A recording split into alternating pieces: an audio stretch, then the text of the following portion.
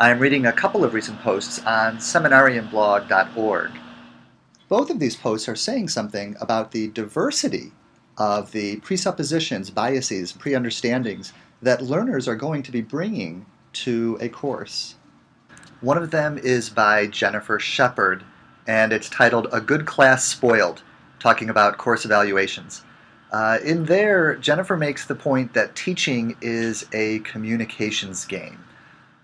Like Jennifer, I really like playing golf, and in part because that golf is not simply a walk, but it's a walk taken with reasons.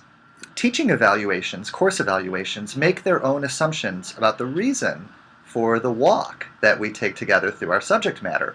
And Jennifer's post raises for me the question, what have I actually communicated to my learners about my reasons for the details of our walk through this subject matter? And how do I think that I've communicated that? You know, there's a basic pedagogical question that I'm trying to learn to bring to a learning unit, to the design of a learning unit, and that is, what misconceptions do my learners bring to this subject matter? Jennifer has me asking that question about my reasons for the details of our walk through the course. What misconceptions do my learners have about my reasons for these details? For the resources of the course, its activities, the assessment rubrics that I bring to their activity. If a course, like a game of golf, is a walk taken with reasons, then how can I find out the misconceptions that my learners are likely to bring about those reasons? For example, perhaps by surveys. And how am I communicating those reasons? Ralph Klein, who is in Old Testament or Hebrew Bible, just as I am, writes a post titled "The Art of Questioning the Text." Ralph asks that the learners begin reading without going to a commentary, without going to a help, but first to just read with what they themselves are naturally bringing to the text. And Ralph notes that there are questions that the learners are going to be bringing to the text naturally, and there are also questions that we are seeking to prompt the learners to consider. The diversity of questions raised by learners in that space between reading without other helps and reading with other helps is something that fascinates me in its own right. There are questions that might not be natural at all to some students. Ralph brings up the question, where is Sarai in Genesis 15? Right? That she's not there at all. It's amazing how hard it is for many of us male readers to see Sarai's absence.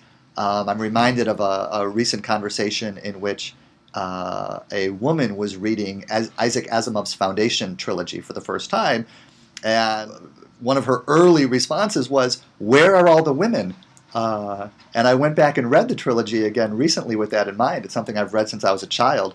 And the fact that apparently the far distant future of the human race is a universe completely inhabited by men, welcome to science fiction written in the written in the 50s, had never occurred to me. If it does not seem strange to me that reading Genesis 15, that issues of fertility and family planning can be discussed and decided entirely without the presence or input of the women affected, this isn't just saying something about the worldview of ancient Israel.